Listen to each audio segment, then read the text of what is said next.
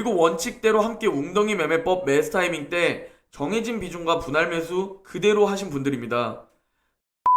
안녕하세요. 웅덩이 매매법 레버리지 ETF 장기 투자자 디벨로몽입니다. 금일 미국 증시는 어제 테이퍼링과 금리 인상 불확실성을 떨쳐낸 뒤 안도감이 지속되었는데요. BOE 총재 역시 현재의 고인플레이션이 당분간 이어질 것이라고 인정하면서도 정책 변화를 유발할 만큼 지속성은 길지 않을 것이라고 평가했습니다. 실제 물류 및 운송 측면에서는 가시적인 해소 단계에 진입하지 않았으나 유가, 곡물, 해상 운임 등 원자재 시장은 피크아웃했을 가능성이 높은 만큼 불안은 시간이 지날수록 완화될 것으로 전망되고 있습니다. 이처럼 현재 증시는 연준의 예상보다 점진적인 통화정책 스탠스, 퀄컴, 엔비디아 등 테크 및 성장주들의 호실적 기대감, 주간 신규 실업지표 호조를 통한 고용시장 정상화 전망 등 현재 미국 증시를 둘러싼 환경은 우호적인 상황인데요.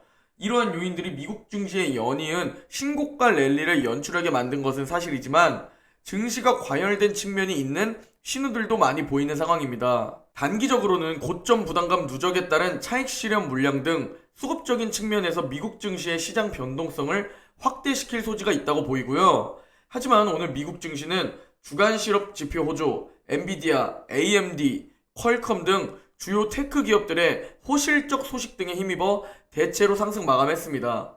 다만 다우지수는 장기물 금리 하락에 따른 금융섹터 약세, 모더나 실적 부진 영향으로 소폭 하락 마감했습니다.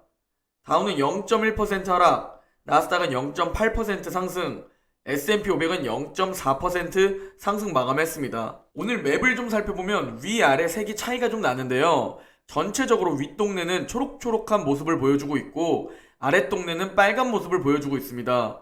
먼저 오늘 특징주를 살펴보면 엔비디아와 퀄컴, AMD입니다. 즉 필라델피아 반도체 지수가 정말 많이 상승해 주었는데요. 엔비디아는 12% 상승, 퀄컴도 12% 상승, AMD는 5% 상승해 주었습니다. 먼저 엔비디아는 메타버스에 대한 낙관론과 목표 주가 상향 소식이 전해지면서 급등했고 퀄컴은 반도체 부족 충격이 예상보다 훨씬 적다는 실적 발표에 따라 즉 엄청난 회복 속도를 보여줌에 따라 급등했습니다. 제가 반도체 세배 레버리지 SOXL을 48달러에 매도하면서 50달러를 올해 뚫어줄 것 같다고 말씀드렸는데 제가 매도하자마자 날개를 펼치고 날아갈 줄은 정말 꿈에도 몰랐습니다. 역시 매도는 예술이라는 말이 맞는 듯하고 아무리 예측을 해봤자 무의미하다는 것을 확인할 수 있습니다. 그리고 아마존이 2일 연속 2% 이상 상승해주며 좋은 흐름을 보여주고 있습니다. 제가 다음 횡보를 벗어날 타자로 아마존이 아닐까라고 말씀드렸고 그 시기는 어닝 서프라이즈를 보여주거나 액면 분할, 즉 스플릿을 하게 되면 박스권을 깨지 않을까 예상하고 있는데 지켜봐야 할 듯 합니다. 그리고 화면 왼쪽 아래를 보면 금융주들이 빨간 모습을 보여주고 있습니다. 조기 금리 인상은 없을 것이라는 얘기가 나오고 미국 10년물 국채금리도 하향세, 그리고 금융주도 하향세입니다.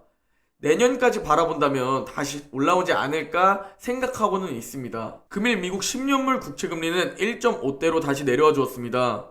어제 테이퍼링을 선언하고 금리 인상은 아직 멀었다라는 언급이 나오면서 다시 주춤하는 모습인데요. 다만 이제 테이퍼링의 재료는 끝났고 이제 인플레이션과 금리 인상이 앞으로의 장기 재료로 보이는 만큼 계속 신경 써야 할 듯 합니다. 금일 공포지수는 극심한 탐욕 82입니다. 어제와 같은 수치이지만 올해 최고 수치라고 합니다. 전 사실 지난주부터 단기적인 눌림을 주지 않을까 예상했었는데 역시 예상은 무의미, 원칙대로 대응하는 게 방법이고 좋은 종목은 바이앤홀드가 가장 좋다는 말씀을 드리고 싶습니다. 그리고 영국에서 세계에서 가장 먼저 머크에 먹는 코로나 치료제를 승인했다는 소식이 전해졌는데요. 코로나 확진 5일 이내 18세 이상 환자에게 복용을 허용한다고 합니다. 영국이 세계 첫 승인을 한 만큼 미국도 승인 심사에 긍정적으로 검토할 가능성이 큽니다. 그러면 또 개별 종목들은 변동성이 심해지겠죠. 미국은 12월에 결정이 될 전망이라고 합니다. 그리고 오늘 제 계좌를 올려준 기업 중 하나인 엔비디아를 얘기 안 할 수 없겠죠? 제 QLD와 SSO 계좌를 상승시켜준 효자 종목입니다.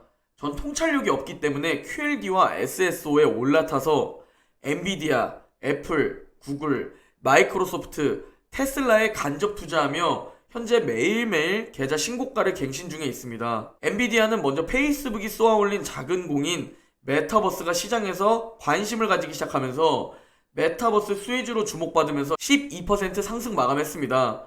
시가총액으로 사상 처음으로 7천억 달러를 넘어섰습니다. 그러면서 워런 버핏의 버크셔 해서웨이를 앞지르며 미국에서 7번째로 시총이 큰 기업이 되었습니다. 그리고 웰스파고에서 엔비디아의 목표 주가를 대폭 상향한다는 소식이 나오면서 보기 힘든 급등을 보여주었는데요. 목표 주가를 245달러에서 320달러로 상향 조정했으며 웰스파고는 우리는 엔비디아의 옴니버스가 산업, 제조, 설계 및 엔지니어링, 자율주행 자동차, 로보틱스 등 다양한 분야에 걸쳐 메타버스 개발에 있어 핵심 조력자이자 플랫폼이라고 보고 있다고 말했습니다. 그러면서 옴니버스는 창작자들이 실시간으로 정확한 시뮬레이션과 3D 렌더링을 통해 협업할 수 있는 개방형 가상 플랫폼이라고 말했습니다. 자, 이제 오늘 영상의 서브 주제인 QLD에 투자하면 생기는 일에 대해 다뤄보려고 하는데요. 항상 말씀드리지만 전 고수분들처럼 통찰력이 있지 않습니다.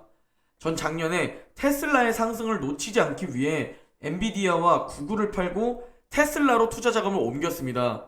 그리고 꽤 높은 수익률을 보고 팔았지만 엔비디아와 구글, 테슬라를 골고루 들고 있는 게 제 멘탈과 수익률에 더 좋았을 겁니다. 그러나 이는 결과론적일 뿐 작년에 저는 절대 지금 엔비디아가 이렇게 오르고 테슬라가 이 정도까지 한 번 더 상승해주고 그리고 구글이 횡보를 끝내고 이렇게까지 상승해줄지 몰랐습니다. 그리고 막상 그렇게 개별 종목들을 들고 있으면 지금처럼 테슬라, 엔비디아, 마이크로소프트, 구글이 신고가를 갱신해주는데 내가 애플과 아마존, 페이스북을 들고 있으면 매도하고 저 종목들을 신규 진입하거나 추가 매수하면서 비중을 높이고 싶을 겁니다. 하지만 아시다시피 내가 그런 생각이 들 때는 이미 늦은 타이밍이라는 것을 아셔야 합니다. 그래서 저는 결국 번갈아 가면서 나스닥을 신고가로 이끌어주는 나스닥에 투자해야겠다고 마음을 먹은 거죠. 이번 10월 초엔 구글이 나스닥 지수를 상승시켜주고 다음엔 넷플릭스가 오징어 게임으로 신고가를 갱신해주며 나스닥을 이끌었습니다. 그리고 마이크로소프트가 어닝 서프라이즈를 보여주며 시총 1위를 찍어주면서 나스닥을 이끌었고요. 테슬라 역시 어닝 서프라이즈를 하면서 14% 상승이라는 말도 안 되는 상승으로 나스닥을 상승시켜 주었습니다. 그리고 어제는 엔비디아가 12% 상승해주며 제 QLD를 올려주고 제 계좌를 올려주었습니다. 결국 저와 같은 개인 투자자는 나스닥 200레버리지 QLD와 S&P 500 200레버리지 SSO에 투자하는 것이 가장 마음 편하고 수익률까지 극대화할 수 있는 최선의 방법이라고 생각하게 됩니다. 그리고 어제는 사상 처음으로 90달러를 찍는 모습도 보여주었습니다.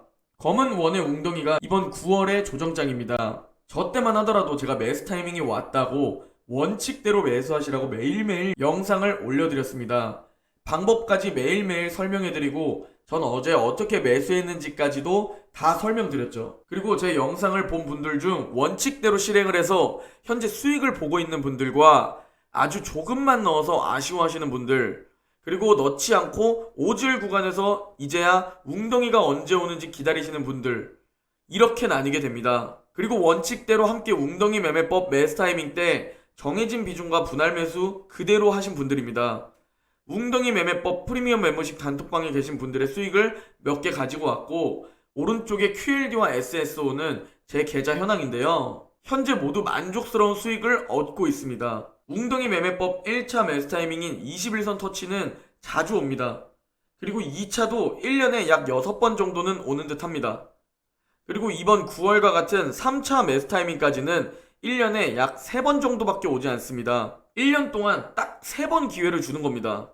그리고 그 기회는 무조건 옵니다. 항상 말씀드리지만 멘탈 관리를 위해선 지금은 관망하는 자리라고 말씀드립니다. 하지만 못 참으시는 분들이 굉장히 많을 텐데요. 그럴 땐 소액 비중 들어가 보시기를 추천드립니다.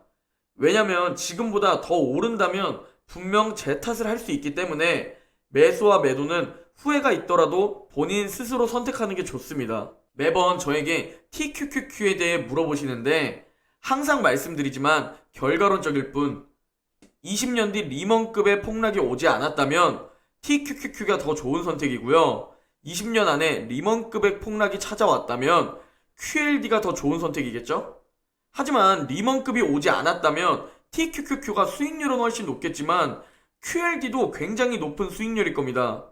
하지만 여기서 문제는 만약 리먼급이 온다면 TQQQ는 회생이 10년 이상 불가능할 수도 있습니다. QLD는 회생이 가능하지만 말이죠. 그리고 그에 대한 선택은 여러분 몫입니다. 단지 저는 제 돈을 잃지 않으면서 최대로 불려나가고 싶기 때문에 QLD에 투자하고 있습니다. 모두 오를 땐 내 계좌가 상승하는 것을 보면서 즐기고 웅덩이에서 줍줍하는 오즐웅줍 하시기를 바랍니다. 지금과 같은 오즐의 시간에는 열심히 일해서 계좌에 현금을 계속 모아가시면 됩니다. 오늘 영상은 여기까지입니다. 오늘만 화이팅하면 주말입니다. 오늘 하루 화이팅 하시고 내일 영상에서 뵙겠습니다.